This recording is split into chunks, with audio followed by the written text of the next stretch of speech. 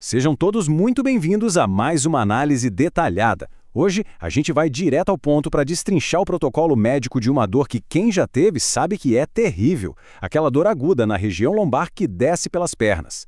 Todo o material de hoje vem direto das diretrizes clínicas rigorosíssimas do UpToDate sobre a radiculopatia lombosacral aguda.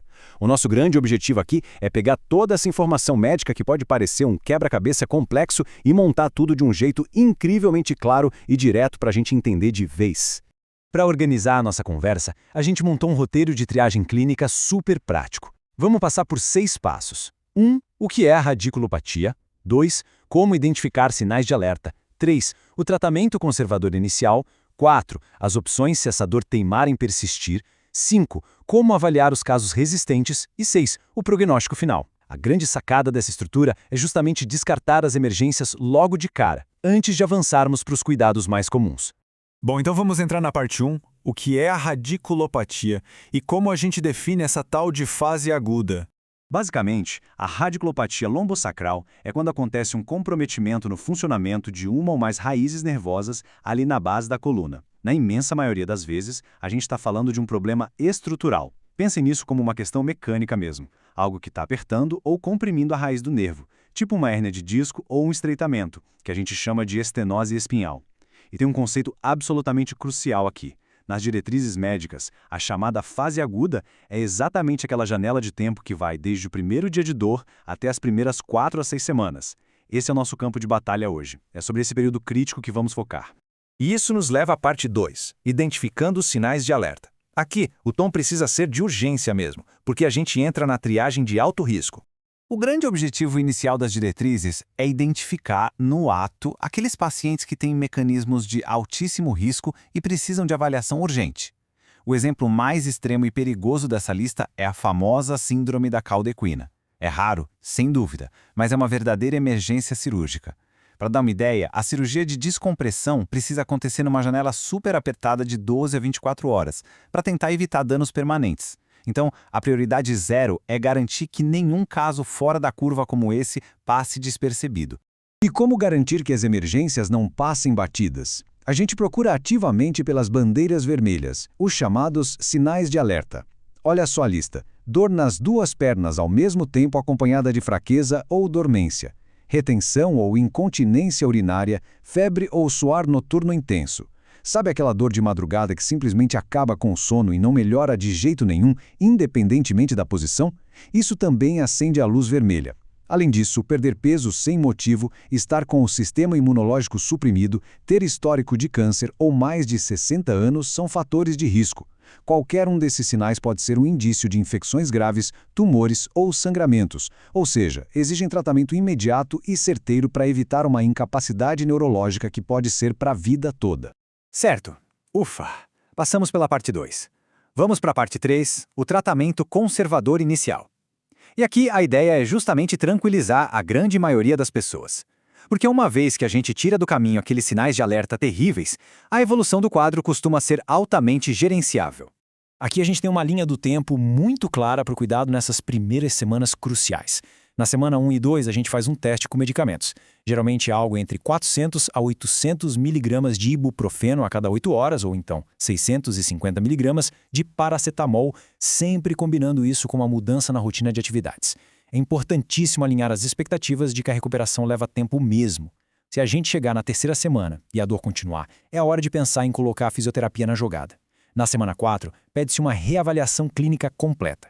E olha que interessante, é só lá pela 6ª semana, se nada tiver resolvido, que se começa a cogitar coisas mais invasivas, como exames de imagem complexos ou injeções. Agora, o que é realmente fascinante nesses dados é como eles destroem o mito antiquíssimo. Historicamente, todo mundo achava que ficar deitado na cama sem se mexer era o melhor remédio para dor nas costas, certo? Mas as evidências atuais dizem exatamente o oposto. O repouso prolongado simplesmente não é recomendado.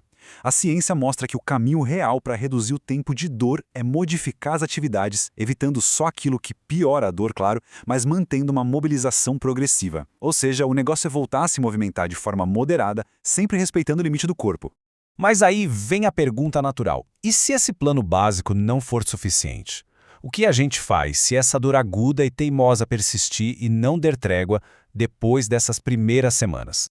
Isso nos leva diretamente à parte 4, opções se a dor persistir, que são as terapias conservadoras avançadas.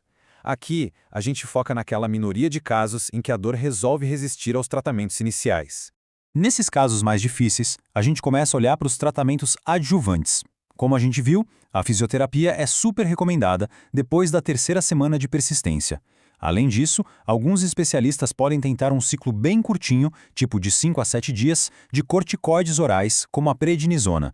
Mas vale ressaltar que os benefícios são modestos e isso ainda gera um bom debate no meio médico. Injeções peridurais também são uma opção para um alívio temporário, mas, de novo, só se cogita isso depois de 4 a 6 semanas de dor. E tem um aviso importantíssimo aqui. No geral, a comunidade médica não recomenda o uso de opioides e relaxantes musculares. A eficácia não é lá essas coisas e o risco de dependência e efeitos colaterais pesados é simplesmente muito alto para justificar o uso, a não ser em situações raríssimas e intratáveis de espera para uma cirurgia. Parte 5. A avaliação de casos resistentes. É aqui que a gente precisa investigar mais a fundo o que está causando o problema. Se o tempo passou da marca de 4 a 6 semanas e os sintomas continuam os mesmos, ou até piores, é hora dos exames de imagem entrarem em cena. A ressonância magnética da coluna lombar é o padrão ouro aqui. É ela que vai mostrar os detalhes da estrutura e confirmar o diagnóstico. Uma segunda opção seria a tomografia com mielografia. Mas e se o exame de imagem não mostrar nada conclusivo? Nesses casos, o protocolo indica que pode ser necessário partir para testes adicionais, como uma punção lombar ou um estudo de condução nervosa com eletromiografia. Tudo depende do que a avaliação clínica estiver apontando. E a cirurgia? Bom, a cirurgia é literalmente a escalada final de tudo isso. Para chegar na mesa de operação, eu preciso ter documentado que houve uma piora neurológica progressiva ou que existem sintomas graves que não responderam a absolutamente nada do tratamento conservador. O objetivo, na maioria das vezes, é remover parcial ou totalmente o disco herniado para aliviar a pressão no nervo. E olha só que dado médico curioso. Nem sempre o tamanho da hérnia reflete o tamanho do problema. Às vezes, uma compressão minúscula pode causar um estrago gigante e irreversível no nervo se ela calhar de bloquear o suprimento de sangue daquele nervo específico. Para fechar com chave de ouro, parte 6, o prognóstico final. Vamos falar um pouco sobre a capacidade incrível de cura do nosso próprio corpo. A diretrizes traz uma frase que é um verdadeiro alívio. A probabilidade de melhora espontânea é muito alta quando a causa é uma hérnia de disco ou uma estenose espinhal. Os dados científicos são bem animadores. Em ensaios clínicos, as pessoas que tomaram apenas um comprimido de placebo mostraram uma taxa enorme de recuperação satisfatória lá pela 4ª semana. Isso serve para lembrar a gente da capacidade fantástica e muitas vezes subestimada que o nosso corpo tem de se consertar sozinho. O que nos deixa com um pensamento bem profundo para refletir. Quando a gente se depara com uma dor aguda, que assusta e incapacita nos primeiros dias, como é que a gente equilibra esse desespero natural por uma intervenção médica imediata com a ciência fria, que mostra que o nosso corpo tem um dom maravilhoso para a recuperação espontânea? É um equilíbrio super fino entre saber dar tempo ao tempo e não perder a vigilância clínica. Esperamos que essa análise tenha trazido luz para um tema tão denso. Muito obrigado por acompanhar mais essa explicação e até a próxima.